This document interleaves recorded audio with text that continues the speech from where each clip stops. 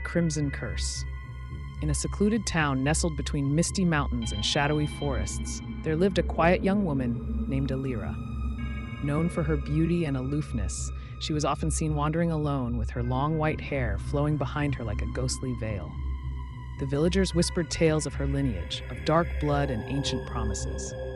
One night, during the blood moon, Alira vanished without a trace, leaving behind nothing but a shattered mirror and a crimson-stained shawl.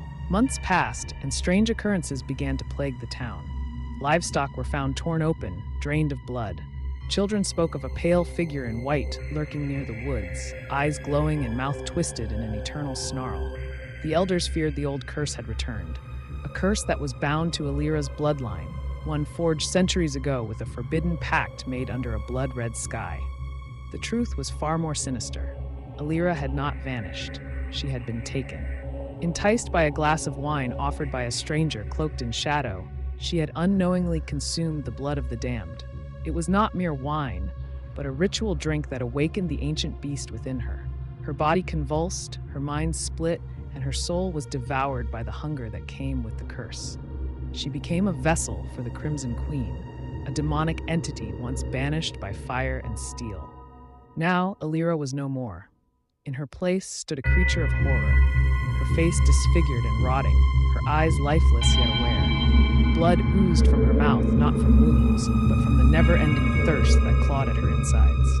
Her transformation was grotesque and unholy. With every passing night, she claimed more victims, draining their life into the same wine glass she had once sipped from, now filled with the essence of agony. One fateful evening, she returned to the village, not as a memory, but as death itself. Disguised in a pale robe and hiding behind the remnants of beauty, she offered wine to those who had wronged her in life. One by one, they drank. One by one, they fell. As they succumbed, she whispered their sins into the wind, her voice both chilling and sorrowful. The town's guilt became its poison, and Alira, its reaper. In her cursed form, Alira retained fragments of her former self. At times, she wept blood, clutching the wine glass like a relic of her humanity. But the curse would not relent. It demanded blood, it demanded fear, and in exchange, it granted her immortality and power. Her mind was a battlefield between the girl she once was and the monster she had become. A lone hunter named Kale, who had loved Alira in silence, vowed to end her suffering.